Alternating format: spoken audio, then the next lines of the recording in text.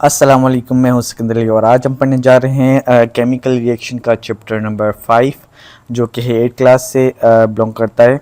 और पार्ट 1 मैंने अपलोड कर दिया है और पार्ट 2 आज अपलोड करने जा रहे हैं। तो हम स्टार्ट करते हैं lecture. Law of conservation of mass. Law of conservation of mass क्या होता है? सबसे पहले ये देखेंगे। कंजर्व कहते हैं बरकरार रहना, मास का बरकरार रहना। ये किसने ला मतलब कि दिया था? ये आपको बहुत इम्पोर्टेंट बात है जो आपको याद रखनी है। 1799 में एक फ्रेंच केमिस्ट्री का था केमिस्ट था, उसने क्या किया था? लेविजियर जो नाम था इस बंदे का, एंटोन लेविजियर, इसने ये लॉ दिया था जो कि हमारा है लॉ कंजर्वेशन। ये इम्पोर्टेंट बात है, ये तीनों चीज़ें आपको याद रखनी है कि किसने दिया था और किस मुल्क से वो वास्ता रखता था, इसके अलावा कौन सा लॉ इसने दिया था।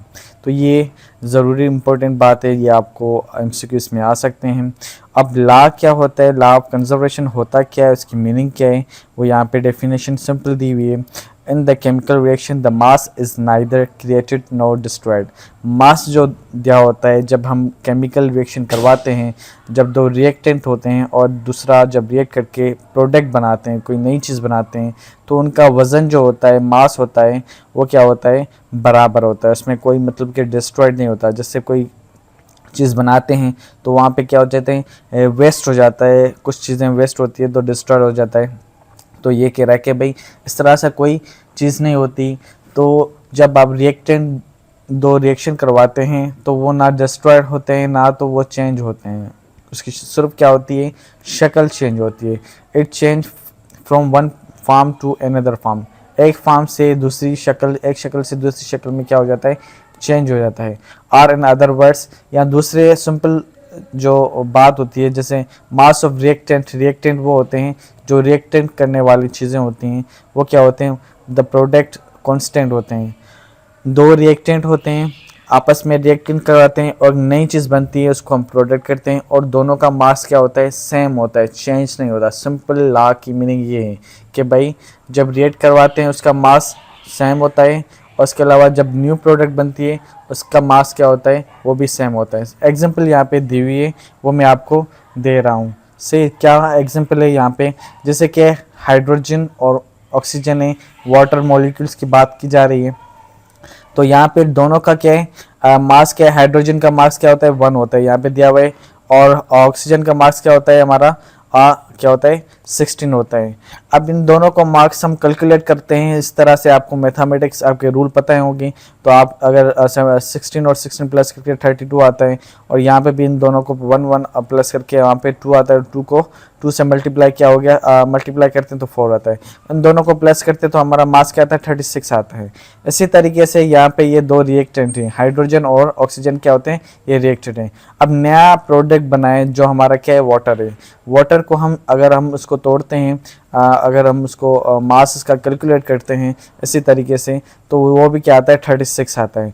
तो मतलब कि रिएक्शन के बाद भी जो प्रोडक्ट बनता है उसका भी मार्क्स क्या है? 36 है। और रिएक्टेंट से जो पहले होता है उसका जब हम अलग अलग से मार्क्स कैलकुलेट करते हैं तो वो भी क्या आता है? हमारा 36 आता है। तो कोई इसमें से फ़र्क नहीं होता। ये कहलाता है लॉ ऑफ कंजर्वेशन। ये किसने दिया था? ये आपके फ्रेंच जो केमिस्ट थे, उसका लेविजर का नाम था, एंटोन लेविजर, उसने दिया था। कब दिया था? ये आपको याद रखना है, जो मोस्ट इम्पोर्टेंट ये बात है। अब चलते हैं नीचे। Types of chemical reaction.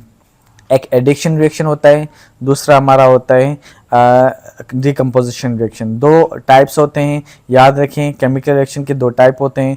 अब एडिशन पहले समझते हैं। एडिशन क्या होता है? एडिशन वो होते हैं जब दो एलिमेंट मिल के ऐड करते हैं तो उसमें से क्या होता है? कंबाइन करते हैं तो वो एडिशन होता है, जिससे नई चीज़ बनती है। उससे सिंपल यहाँ पे पढ़ते हैं एक दूस chemical reaction in which 2 or more reactant combine to form a product called addiction reaction. ये सिंपल डेफिनेशन है, यहाँ पे दी हुई है। अब ये कह रखे दो या दो से ज़्यादा रिएक्टेंट क्या करते हैं? कंबाइन करते हैं और रिएक्शन कराते हैं और नई चीज़ बनाते हैं, उसको क्या कहते हैं? एडिक्शन रिएक्शन कहलाते हैं।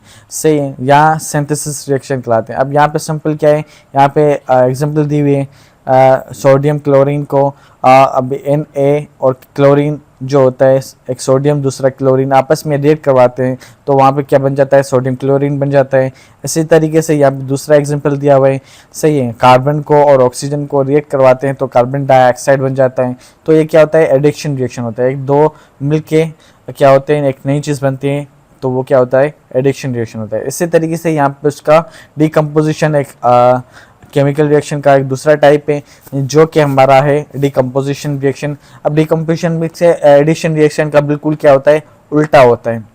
इसी तरीके से वाटर क्या होता है, लिक्विड होता है, अगर इसको तोड़ते हैं, उसका पहले एडिक्शन में क्या करते थे, हम ऐड करते थे, अब इसको क्या क्या तोड़ना है, तोड़ के ब्रेक डाउन करना है, उसको तोड़ना है। उसको तोड़ते हैं तो वो क्या होता है, हमारा हाइड्रोजन बन जाता है गैस की शक्ल में और ऑक्सीजन बन जाता है और गैस की शक्ल में। ये जी जो दिया हुआ है ये बता रहा है कि भाई ये गैस है, और यहाँ पे एल जो दिया हुआ है ये मेंशन कर रहा है कि ये क्या लिक्विड है, लिक्विड फॉर्म होता है, जैसे वाटर हो गया, वाटर हमारा क्या है, यहाँ पे वाटर है तो हमारा क्या ये लिक्विड होता है। उसको हमने तोड़ा और तोड़ते हैं तो वो क्या हो जाता है, हाइड्रोजन और ऑक्सीजन बन जाता है, डिकम्पोज हो जाता है, सेपरेट हो जाता है, ब्रेक डाउन हो जाता है, तो उसको हम हाइड्रोजन ऑक्सीजन होते हैं और ये दोनों क्या हो जाती है, गैस होता है। ये एक एग्जांपल दी हुई है। और यहाँ पे अगर हम देखते हैं दूसरा एग्जांपल देखते हैं तो ये पे हाइड्रोजन पेरोक्साइड हो जाता है, हाइड्रोजन पेरोक्साइड को तोड़ते हैं तो यहाँ पे हमारा एक वाटर बनता है, दूसरा हमारा क्या हो जाता है, ऑक्सीजन होता है। ये हमारा लिक्विड होता है, अगर हम तोड़ते हैं उसको डिकम्पोज करते हैं तो एक लिक्विड की शक्ल में आ जाता है, क्या होता है, लिक्विड होता है, वाटर जो कि हमारा है, एक दूसरा है हमारा ऑक्सीजन जो कि हमारा गैस है। तो ये क्या हो गई, डिकम्पोजिशन हो गई। तो दो टाइप होते हैं, एक एडिशन दूसरा डिकम्पोजिशन। अब आते हैं हम नीचे जो कि हमारा है energy change in chemical reaction और एक्सोथर्मिक एंड एंडोथर्मिक। अब एनर्जी क्या हो जाती है, चेंज होती है रिएक्शन के बाद। एक एक्सोथर्मिक रिएक्शन होता है, दूसरा क्या होता है, एंडोथर्मिक रिएक्शन होता है। एक्सोथर्मिक रिएक्शन क्या होता है, एंडोथर्मिक रिएक्शन क्या होता है, वो हम यहाँ पे पढ़ते हैं। एंडोथर्मिक रिएक्शन क्या होता है, ये पे हमारा क्या होता है, गैस क्या होती है, एब्जॉर्ब कर लेती है। इंडो कहते हैं इनसाइड और थर्मिक कहते हैं हीट को इनसाइड क्या करता है, एब्जॉर्ब करता है। जब ये रिएक्शन करवाते हैं तो क्या होते हैं, एब्जॉर्ब करना हो जाता है, यहाँ इसमें क्या हो जाती है, एनर्जी क्या हो जाती है, अंदर चली जाती है इस रिएक्शन में। थर्मिक कहते हैं हीट को, इसमें हीट के लिए कहते हैं।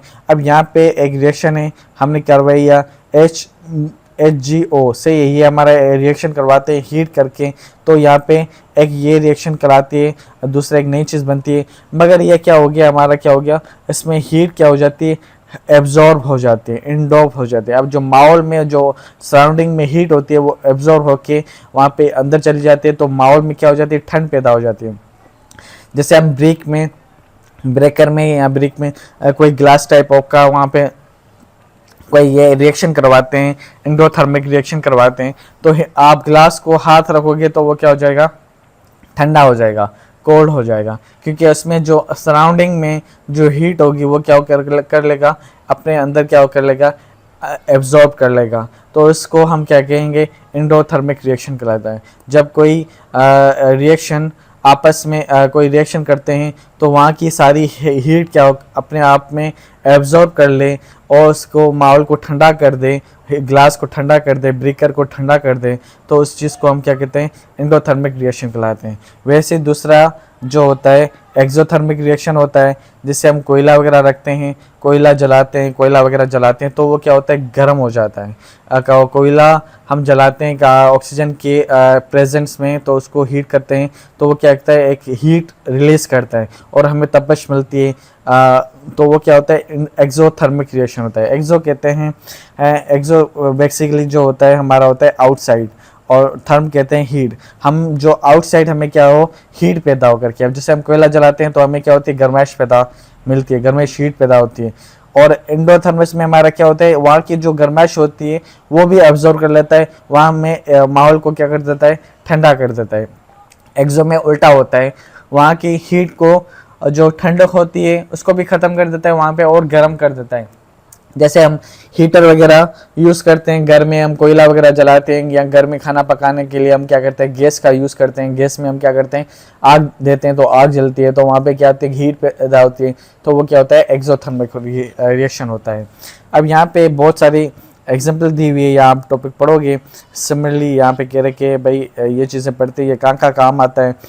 Endothermic exothermic reactions are very commonly and are significantly important to everyday life. हमारी ज़िंदगी में बहुत सारा इस्तेमाल होता है, जैसे खाना पकाने में, एनर्जी रिलीज करने में। अगर हमारी बॉडी में जो सेल होते हैं, फंक्शन होते हैं, वो नया चीज़ें बनते हैं, तो वहाँ पे भी हीट रिलीज होती है। जैसे हम बॉडी को जब हम मूवमेंट करवाते हैं तो हमारी बॉडी में क्या होता है, एक हीट पैदा होती है, तो वो क्या होता है, एक्सोथर्मिक रिएक्शन कहलाती है। जब हम हाथ रगड़ते हैं तो वो भी एक्सोथर्मिक रिएक्शन का मतलब क्या, एक रिएक्शन करवाते हैं। मतलब कोई भी इस तरह से अंदर केमिकल रिएक्शन होता है जिससे हमारी क्या होती है, बॉडीज गर्म हो जाती है, तो वहाँ पे क्या होती है, एक्सोथर्मिक रिएक्शन होते रहते हैं अंदर। इसके अलावा हम बाहर में खाना पकाते हैं, कोयला जलाते हैं, कुछ इस तरह से कोई भी रिएक्शन हो जिससे क्या हो, हीट पैदा हो, तो वो क्या होते हैं, एक्सोथर्मिक रिएक्शन होते हैं। तो बहुत सारे यहाँ पे रिएक्शन होते रहते हैं जो एंडोथर्मिक रिएक्शन होते हैं या तो एक्सोथर्मिक रिएक्शन होते हैं। इसकी पहचान ये होती है कि वो हीट एब्जॉर्ब करता है और दूसरा क्या, हीट रिलीज करता है। तो यहाँ पे चैप्टर कंप्लीट होता है। आई होप ये आप लोगों को समझ में आ गया होगा। नेक्स्ट टॉपिक में इंशाल्लाह मैं जल्दी इसके एमसीक्यूज़ करवाऊँगा, तकरीबन 50 या 40 एमसीक्यूज़ इसके मैं करवाऊँगा आपको ज़्यादा क्लियर करने के लिए। जो आपने चैप्टर में पढ़ा है वो आपको कितना आता है और कितनी बातें समझ में आई हैं, वो एमसीक्यूज़ करने से और ज़्यादा बेहतर क्लियर हो जाता है। आई होप आप लोगों को समझ में आ गया होगा। अगर आपको कुछ प्रॉब्लम आती है, कुछ मसला आता है, तो आप कमेंट करें, अब मैं आपको ज़रूर रिप्लाई करूँगा। तब तक के लिए अल्लाह हाफिज़।